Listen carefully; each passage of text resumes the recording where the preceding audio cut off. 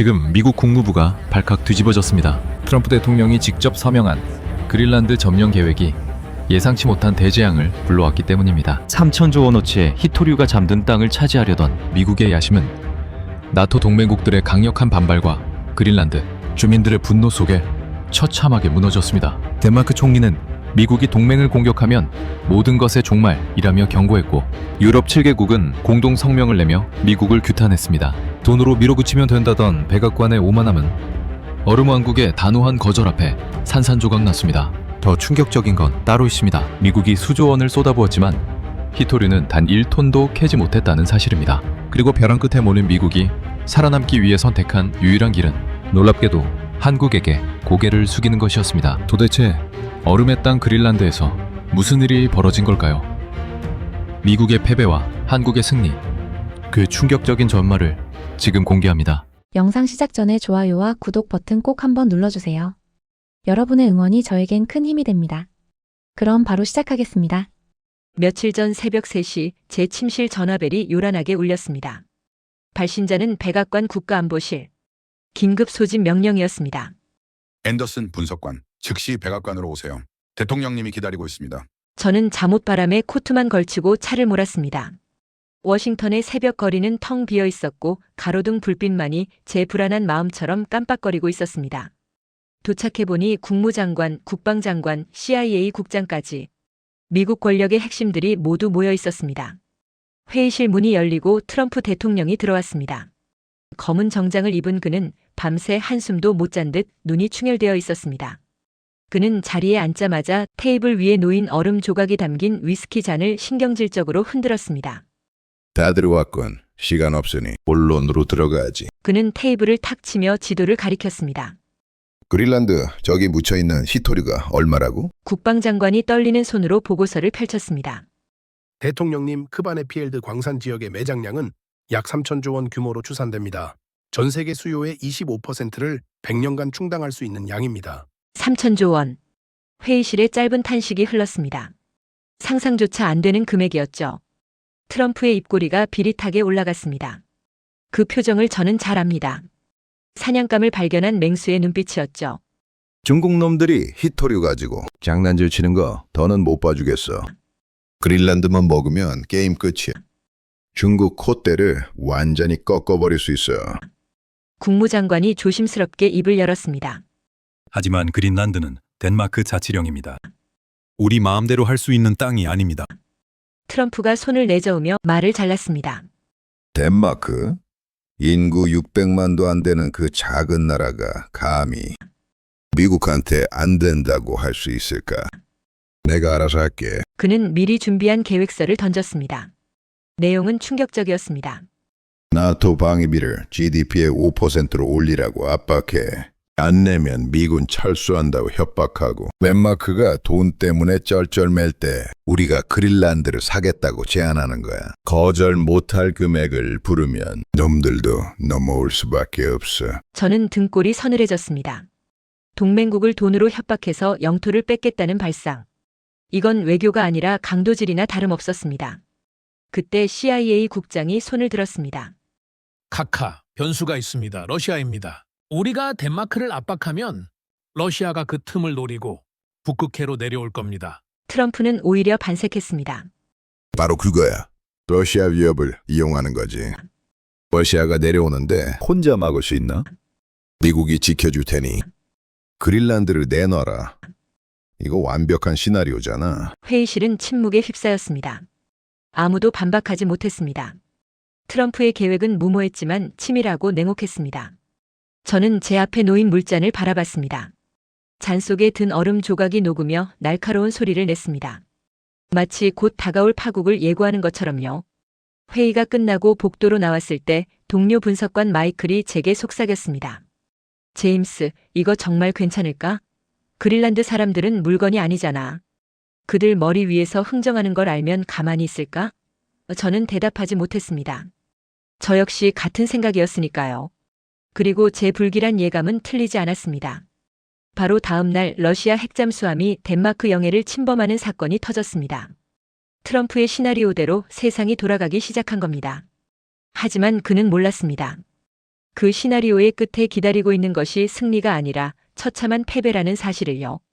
그린란드에는 미국이 계산하지 못한 변수가 하나 숨어 있었습니다. 돈도 군대도 아닌 바로 사람의 마음이라는 변수였습니다.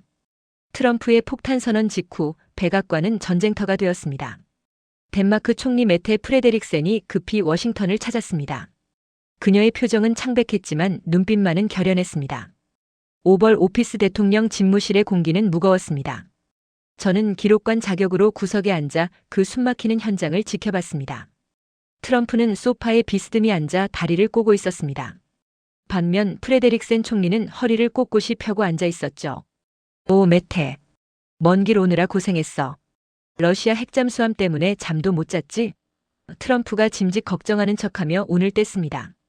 대통령님, 동맹국 영해의 핵잠수함이라니요. 나토 차원의 공동 대응이 필요합니다. 물론이지. 내가 도와줄 수 있어. 미군을 증파하고 해구산도 제공할게. 하지만 트럼프가 말을 끊고 의도적인 침묵을 흘렸습니다. 그리고 테이블 위에 서류 한 장을 툭 던졌습니다. 세상에 공짜 점심은 없어. 우리도 얻는 게 있어야지. 그린란드, 우리한테 넘겨. 프레데릭센 총리의 손이 미세하게 떨렸습니다. 대통령님, 지금 농담하시는 겁니까? 그린란드는 덴마크 영토가 아니라 자치령입니다. 사람을 사고 팔 수는 없습니다. 누가 사람을 산대? 땅을 산다는 거지. 부동산 거래야. 아주 큰 거래 휴지 딜. 너희 국방비 낼 돈 없잖아. 이거 팔아서 해결해. 서로 윈윈윈 마이너스 윈이잖아. 총리의 얼굴이 붉게 달아올랐습니다. 그건 분노였습니다. 그린란드는 덴마크의 것이 아닙니다. 그린란드 주민의 것입니다. 미국이 동맹국에게 영토를 내놓으라고 협박하는 건 이건 강도짓이나 다름없습니다.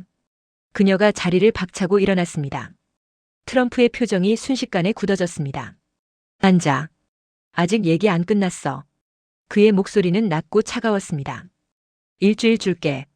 그 안에 긍정적인 답 안 가져오면 주동미군이랑 덴마크 주둔 미군 싹 다 철수시킨다. 푸틴이랑 단둘이 데이트하고 싶지 않으면 잘 생각해. 회담은 최악으로 끝났습니다. 백악관을 나서는 프레데릭센 총리의 뒷모습은 처량했습니다. 강대국의 횡포 앞에 선 약소국의 비애가 느껴졌습니다. 그녀가 제게 스치듯 말했습니다. 앤더슨 씨, 당신들은 동맹이 아니라 주인을 원하나 보군요. 저는 아무 말도 할 수 없었습니다. 부끄러움이 밀려왔습니다. 그날 밤 저는 긴급 발령을 받았습니다. 그린란드 누쿠엔 UK 주재 미국 대표부 파견 임무는 하나였습니다. 현지 여론을 감시하고 미국에 유리하도록 공작을 펼치는 것. 저는 짐을 싸서 비행기에 올랐습니다. 창밖으로 보이는 북극의 바다는 검고 차가웠습니다. 마치 제 마음처럼요. 누쿠 공항에 도착했을 때 영하 20도의 칼바람이 뺨을 때렸습니다. 하지만 더 차가운 건 사람들의 시선이었습니다. 공항 직원도 택시기사도 미국 여권인 저를 보자마자 고개를 돌려버렸습니다. 대표부 현지 직원인 아말리아가 제게 커피를 건네며 말했습니다. 앤더슨 씨, 조심하세요. 지금 사람들 분위기가 살벌해요. 미국이 우리를 물건 취급한다고 다들 벼르고 있어요. 그때였습니다. TV 뉴스에서 그린란드 자치정부 총리 무크의 긴급 기자회견이 나오고 있었습니다. 작은 체구의 까무잡잡한 피부, 전형적인 이누이트의 외모였지만 그의 눈빛은 맹수처럼 번뜩이고 있었습니다. 미국 대통령에게 전합니다. 우리는 4,000년 전부터 이 땅의 주인이었습니다. 바이킹보다 먼저, 덴마크보다 먼저, 미국보다 훨씬 먼저. 그가 카메라를 정면으로 응시하며 선언했습니다. 우리는 팔리지 않습니다. 하지만 미국이 정원한다면 기회는 주겠습니다. 단 조건이 있습니다. 그는 손가락 하나를 펴보였습니다. 연간 1조 원. 그리고 환경 파괴 0.1% 미만의 완벽한 기술. 이 조건을 충족하지 못하면 미국은 단 한 줌의 흙도 가져갈 수 없습니다. 저는 마시던 커피를 뿜을 뻔했습니다. 1조 원? 미국 국방비에 비하면 껌값입니다. 하지만 환경 파괴 0.1% 미만? 이건 불가능한 조건이었습니다. 현재 미국의 채굴 기술로는 산 하나를 통째로 깎아내야 하니까요. 무크 총리는 알고 있었습니다. 미국이 돈은 있어도 섬세함은 없다는 것을. 그는 미국의 약점을 정확히 찌른 겁니다. 그리고 그는 의미심장한 미소를 지으며 덧붙였습니다. 미국이 못한다면 우리는 다른 친구를 찾을 겁니다. 아주 멀리 있지만 우리와 닮은 친구를요. 저는 그 순간 직감했습니다. 그가 말하는 다른 친구가 누구인지, 그리고 이 거대한 도박판의 승자가 미국이 아닐 수도 있다는 것을요. 지구 반대편 불가능을 가능으로 만드는 작은 나라. 대한민국이 이 게임에 참전하는 순간이 다가오고 있었습니다. 무크 총리의 기자회견 직후 워싱턴에서 긴급 연락이 왔습니다. 트럼프 대통령이 트위터 X에 글을 올렸더군요. 1조 원? 껌값이네. 줘버려. 어차피 히토류 캐내면 수천 배 남는 장사야. 딜. 다음 날 아침 미 의회는 이례적인 속도로 그린란드 지원 예산안을 통과시켰습니다. 연간 1조 원. 미국 역사상 단일 자치령에 지원하는 최대 규모였습니다. 하지만 의원들은 웃고 있었죠. 3천조 원짜리 광산을 1조 원에 사는 거나 다름없었으니까요. 일주일 뒤 누쿠 시내의 한 호텔에서 역사적인 서명식이 열렸습니다. 미국 측 대표로 온 에너지부 차관은 기고만장했습니다. 그의 뒤에는 알래스카에서 공수해온 거대한 채굴 장비 사진이 걸려 있었고 옆에는 세계적인 광산업체 CEO들이 침을 흘리며 앉아 있었죠. 총리님, 입금이 확인되는 즉시 채굴을 시작하죠. 장비는 이미 항구에 도착했습니다. 무크 총리는 빙그레 웃으며 서류에 서명했습니다. 감사합니다. 이 돈은 우리 아이들의 교육과 병원을 짓는 데 잘 쓰겠습니다. 그리고 그는 품속에서 또 다른 서류 한 장을 꺼내 테이블 위에 탁 내려놓았습니다. 아, 그리고 이건 우리가 새로 제정한 북극 환경 보전 특별법입니다.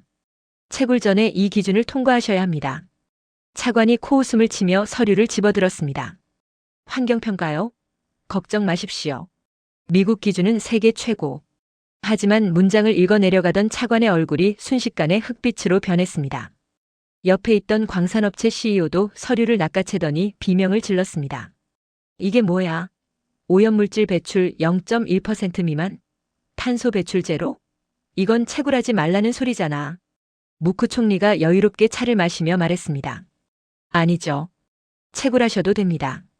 단 우리 땅을 단일지도 오염시키지 않는다는 조건 하에 말이죠. 우리는 4천년간 이 깨끗한 얼음을 지켜왔습니다. 돈 몇 푼에 더럽힐 순 없죠. 차관이 얼굴을 붉히며 소리쳤습니다. 이건 사기야. 우린 이미 1조 원을 줬어. 그건 국방 인프라 지원금이라고 계약서에 명시되어 있습니다. 채굴권과는 별개죠. 법을 잘 읽어보셨어야죠, 차관님. 회의장은 아수라장이 되었습니다. 미국 대표단은 씩씩거리며 나갔고 무크 총리는 그 뒷모습을 보며 소리내어 웃었습니다. 저는 그 장면을 구석에서 지켜보며 전율을 느꼈습니다. 이건 단순한 협상이 아니었습니다. 힘없는 약소국이 오만한 제국을 상대로 벌인 완벽한 지능전이었습니다. 무크 총리는 미국의 탐욕을 미끼로 1조 원을 챙기고 동시에 명분까지 챙긴 겁니다. 하지만 문제는 그 다음이었습니다. 격분한 트럼프가 군대를 보내서라도 뺏어오라며 미 해병대를 그린란드 인근으로 급파했습니다. 항공모함 전단이 북대서양을 가르고 있었고 누쿠 앞바다에는 긴장감이 감돌았습니다. 무크 총리의 도박은 성공했지만 이제 진짜 위기가 닥쳐오고 있었습니다.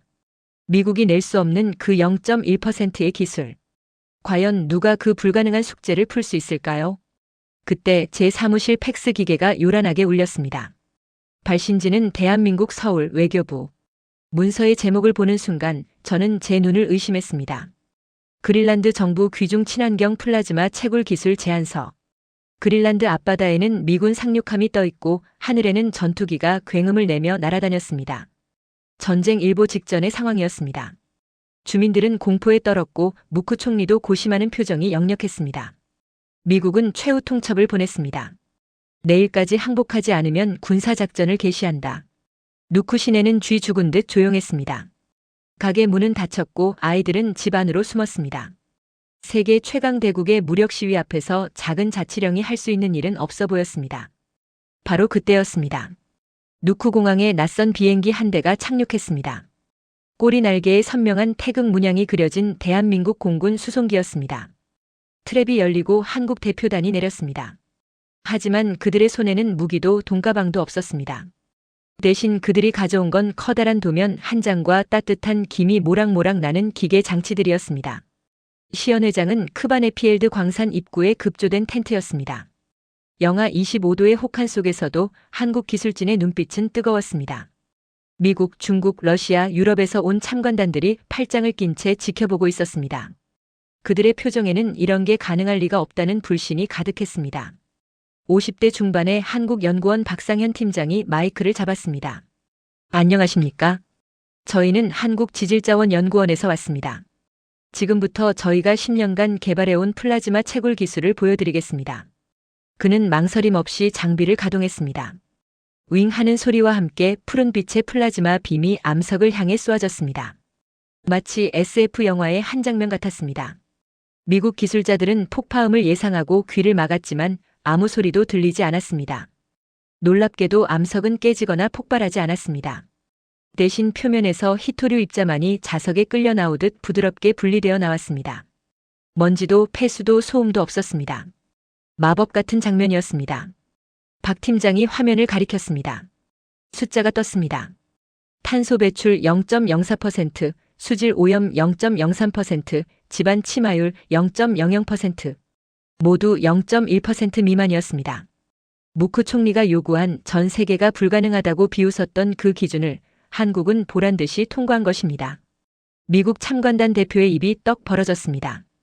그들이 수십 년간 수조 원을 쏟아붓고도 못했던 걸 한국은 이미 완성해 놓았던 겁니다. 중국 대표단은 황급히 본국에 전화를 걸기 시작했습니다. 하지만 진짜 감동은 기술이 아니었습니다. 시연회가 끝난 뒤 한국 기술진은 짐을 싸서 호텔로 가지 않았습니다. 그들은 곧바로 누쿠 외곽의 카피시리트라는 작은 마을로 향했습니다. 그곳은 난방시설이 없어 주민들이 혹독한 추위에 떨고 있는 빈민가였습니다. 한국인들은 영하 30도의 추위 속에서 작업복을 입고 바닥을 뜯어내기 시작했습니다. 그리고 그 안에 구불구불한 파이프를 깔았습니다. 한국의 전통 난방 방식, 온돌이었습니다. 태양광 패널과 지열을 이용한 친환경 온돌 시스템이었습니다. 몇 시간 뒤 마을 회관 바닥이 따뜻해지기 시작했습니다. 70대 이누이트 할머니가 털신을 벗고 맨발로 조심스럽게 바닥을 밟았습니다. 그녀는 태어나서 처음 느껴보는 바닥의 온기에 놀라 눈을 동그랗게 떴습니다.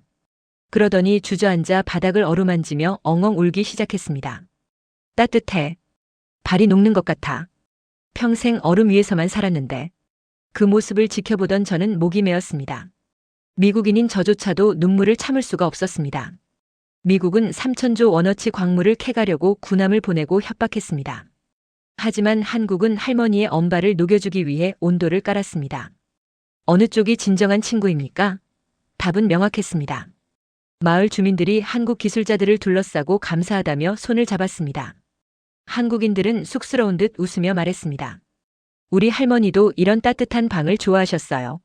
무크 총리가 제 어깨를 두드리며 말했습니다. 앤더슨 씨 보셨습니까? 미국은 우리 땅을 원했지만 한국은 우리 삶을 보살폈습니다. 우리는 한국을 선택합니다. 돈 때문이 아니라 그들의 따뜻한 마음 때문입니다. 그날 밤 그린란드 자치정부는 전 세계에 공식 발표했습니다. 히토류 독점 채굴권은 대한민국에게 부여된다. 또한 한국 기업에게는 향후 50년간 세금 면제 혜택을 제공한다. 미국은 완벽하게 패배했습니다. 총 한 발 쏘지 않고 돈 한 푼 더 쓰지 않고 한국은 오직 기술과 진심으로 얼음 왕국의 마음을 얻었습니다. 워싱턴에서 날아온 1조 원은 허공으로 사라졌지만 한국이 가져온 온기는 그린란드의 영원한 친구로 남았습니다. 그린란드의 발표가 나온 직후 백악관은 말 그대로 초상집이 되었습니다. 트럼프 대통령이 집무실 책상을 뒤집어 엎으며 고함을 질렀다는 소문이 워싱턴 정가에 파다했습니다.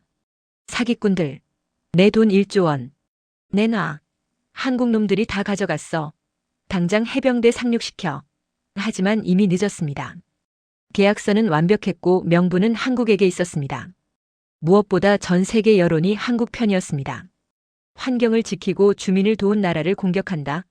그건 미국의 국제적 고립을 의미했습니다. 결국 미 해병대는 빈손으로 철수 명령을 받아야 했습니다. 세계 최강 대국이 작은 아시아 국가에게 외교전에서 완패한 겁니다. 더 가관인 건 유럽의 반응이었습니다. 불과 며칠 전까지만 해도 미국의 눈치를 보며 한국을 견제하던 나라들이 이제는 앞다퉈 한국 대사관 문을 두드리기 시작했습니다. 태세 전환이 그야말로 빛의 속도였습니다. 독일 총리는 한국산 히토류를 우선 공급해달라며 대통령 친서를 보냈고 프랑스는 한국 기업의 파격적인 세금 감면 혜택과 공장 부지를 제안했습니다. 전기차 산업의 목줄인 히토류를 한국이 쥐게 되었으니 당연한 결과였습니다. 제가 런던 출장길에 만난 영국 외교관 윌리엄은 술에 취해 이렇게 털어놓더군요. 제임스, 솔직히 말해서 우리는 멍청했어. 미국 편에 서면 콩고물이라도 떨어질 줄 알았지. 하지만 한국을 봐. 그들은 콩고물을 주워 먹는 게 아니라 밭을 통째로 샀어. 그것도 헐값에 말이야. 한국이 이렇게 무서운 나라인 줄 몰랐네. 그의 말이 맞았습니다. 한국은 단순히 히토류만 얻은 게 아니었습니다. 계약 조건을 자세히 뜯어보니 더 충격적이었습니다. 그린란드의 항만 개발권, 공항 운영권, 심지어 전력시설 현대화 사업까지 한국 기업들이 도맡게 되었습니다. 북극으로 가는 모든 길목을 한국이 장악한 셈입니다. 이제 북극 항로를 이용하려면 좋든 싫든 한국의 허락을 받아야 합니다. 러시아가 꿈꾸던 북극의 제왕 자리를 한국이 조용히 차지해버린 겁니다. 저는 누쿠 항구에 정박한 한국 쇄빙선 아라오노를 바라봤습니다. 그 위풍당당한 모습 뒤로 초라하게 떠나는 미군 함정이 보였습니다. 미군 병사들이 갑판에 나와 한국 배를 부러운 듯 쳐다보고 있었습니다. 그들의 표정에서 저는 패배감을 읽었습니다. 과거에는 힘센 놈이 이기는 게 규칙이었습니다. 핵무기가 많고 군대가 많으면 그게 정이었습니다. 하지만 이제는 다릅니다. 똑똑하고 따뜻하고 압도적인 기술을 가진 자가 이깁니다. 한국은 그 새로운 규칙의 지배자가 되었습니다. 제 주머니 속의 얼음 조각은 이미 다 녹아 물이 되었습니다. 하지만 제 가슴 속에는 새로운 불꽃이 타오르고 있었습니다. 한국이라는 나라가 보여준 가능성의 불꽃이었습니다. 미국인인 저조차도 인정할 수밖에 없었습니다. 이번 승부는 한국의 완벽한 승리였다는 것을요. 우리가 잃어버린 명분과 실리를 한국은 모두 챙겨갔습니다. 그린란드에서의 완패 이후 미국은 잠잠해졌지만 어둠 속에서 또 다른 거대한 포식자가 움직이기 시작했습니다. 바로 중국이었습니다. 중국은 전 세계 히토류 시장의 80%를 독점하고 있는 자타공인 히토류 황제입니다. 그들은 히토류를 무기 삼아 미국을 위협하고 유럽을 길들여왔습니다. 그런데 듣도 보도 못한 한국이라는 나라가 갑자기 튀어나와 그들의 밥그릇을 걷어차버린 겁니다. 베이징 중난하이에서는 긴급회의가 열렸고 시진핑 주석의 불호령이 떨어졌다는 첩보가 들어왔습니다. 무슨 수를 써서라도 막아라. 한국의 플라즈마 채굴 기술을 훔치든지 아니면 광산을 마비시켜라. 중국의 공작은 치졸하고 집요했습니다. 그린란드 현지의 관광객으로 위장한 중국 요원 수백 명이 침투했습니다. 그들은 밤마다 고성능 드론을 띄워 한국 채굴 기지를 촬영했고 한국 연구원들에게 접근해 연봉 10배를 주겠다며 기술 유출을 유도했습니다. 심지어 중국 관영 매체들은 전 세계에 가짜 뉴스를 퍼뜨리기 시작했습니다. 한국의 플라즈마 기술은 사기다. 곧 대규모 방사능 유출이 일어나 북극 생태계가 멸망할 것이다. 그린란드 주민들을 선동해 한국 기업을 쫓아내려는 비열한 여론전이었습니다. 하지만 한국은 흔들리지 않았습니다. 아니, 이미 그 모든 수를 내다보고 있었습니다. 어느 날 새벽 칠흑 같은 어둠을 틈타 중국 특수부대 출신 스파이 10여 명이 한국 광산의 통제구역에 잠입했습니다. 그들의 목표는 핵심 장비인 플라즈마 발생기를 훔쳐 달아나는 것이었습니다. 그들은 한국 경비원들이 모두 잠든 시간대를 노렸습니다. 철조망을 뚫고 지하갱도로 들어선 스파이들은 회심의 미소를 지었습니다. 경비병은커녕 개미 새끼 한 마리 보이지 않았으니까요. 하지만 그들이 메인 서버실 문을 여는 순간 그들은 얼어붙고 말았습니다. 그들을 맞이한 건 사람이 아니었습니다. 어둠 속에서 수십 개의 푸른 눈동자가 번뜩였습니다. 한국이 극비리에 배치한 사족보행 경비 로봇들이었습니다. 침입자 발견. 무장을 해제하고 투항하라. 기계적인 음성과 함께 로봇들이 순식간에 스파이들을 포위했습니다. 한국은 이미 채굴 현장의 모든 경비와 작업을 완전 무인 자동화 시스템으로 돌리고 있었던 겁니다. 사람은 따뜻한 통제실에서 커피를 마시며 모니터만 보고 있었습니다. 스파이들은 혼비백산하여 도망쳤지만 로봇들의 추격 속도를 당해낼 재간이 없었습니다. 그들은 전원 생포되었고 이 모든 과정은 로봇의 카메라를 통해 전 세계에 생중계되었습니다. 중국 외교부는 우리와 무관한 일이라며 발뺌했지만 스파이들의 품에서 나온 중국 공산당 지령문이 공개되자 국제적인 망신을 당했습니다. 기술 도둑 삼류 국가라는 비난이 전 세계에서 쏟아졌습니다. 반면 한국의 로봇 기술은 전 세계를 경악게 했습니다. 영국 BBC 기자가 현장을 취재하며 남긴 말이 인상적이었습니다. 이것은 채굴 현장이 아닙니다. 미래의 전장입니다. 한국은 광물을 캐는 기술뿐만 아니라 그것을 지키는 힘까지 완벽하게 갖추고 있습니다. 한국은 중국의 도전을 비웃기라도 하듯 채굴량을 기하급수적으로 늘려갔습니다. 그린란드산 고순도 히토류가 시장에 풀리자 중국이 독점하던 국제 히토류 가격은 한 달 만에 반토막이 났습니다. 중국의 가장 강력한 무기였던 자원 갑질이 한국 때문에 무력화된 겁니다. 중국 경제는 휘청거렸고 시진핑 주석이 집무실에서 찻잔을 집어 던졌다는 소문이 워싱턴까지 들려왔습니다. 저는 그 모습을 보며 전율을 느꼈습니다. 한국은 미국을 진시몬도르로 이기고 중국을 실력으로 눌렀습니다. 이 작은 나라가 지이라 불리는 두 거인을 양손에 쥐고 흔들고 있었습니다. 이건 다윗이 골리앗을 이긴 기적이 아니라 다윗이 골리앗보다 훨씬 더 강해진 냉혹한 현실이었습니다. 이제 북극의 주인은 명확해졌습니다. 힘센 미국도 돈 많은 중국도 아니었습니다. 가장 똑똑하고 정의로운 나라 대한민국이었습니다.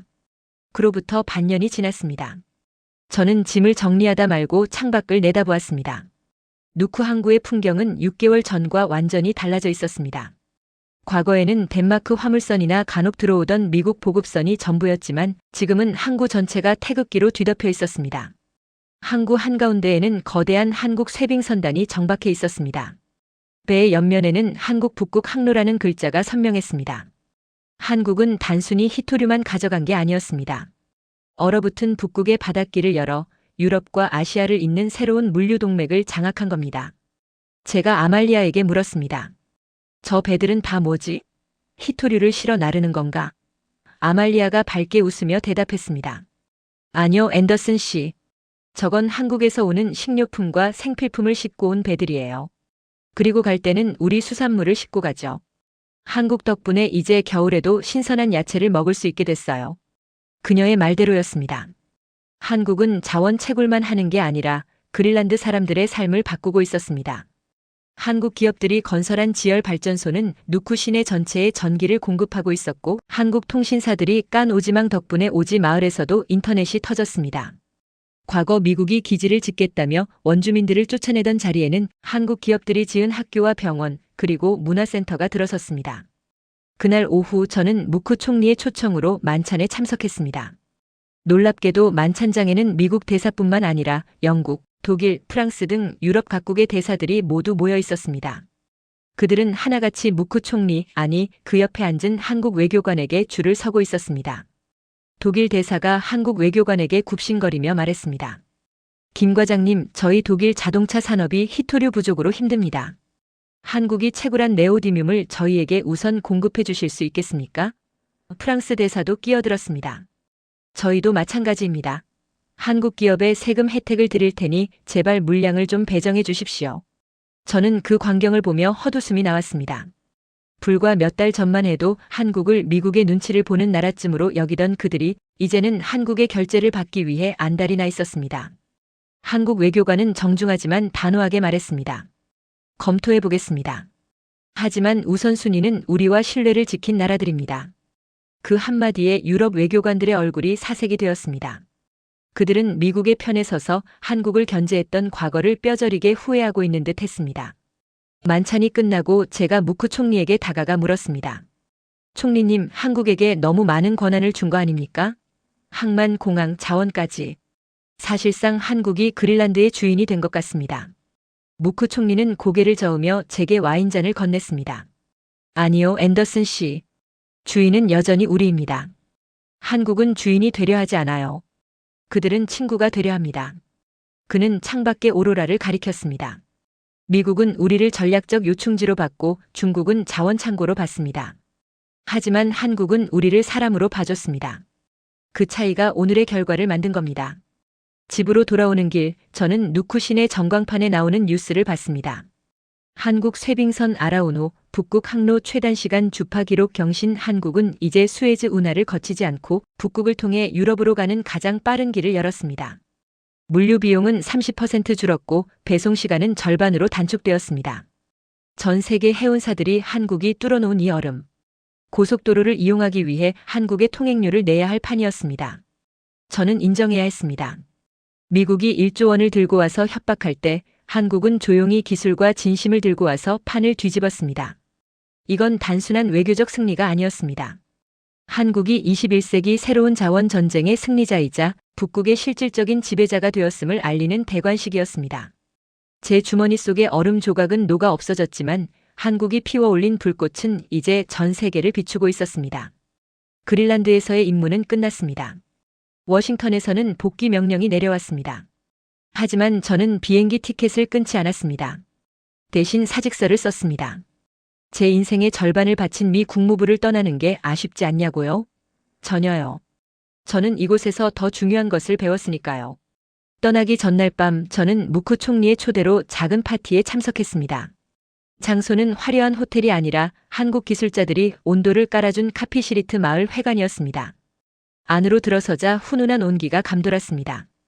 바닥에는 한국인 기술자들, 그린란드 주민들, 그리고 저 같은 외국인들이 옹기종기 모여 앉아 있었습니다.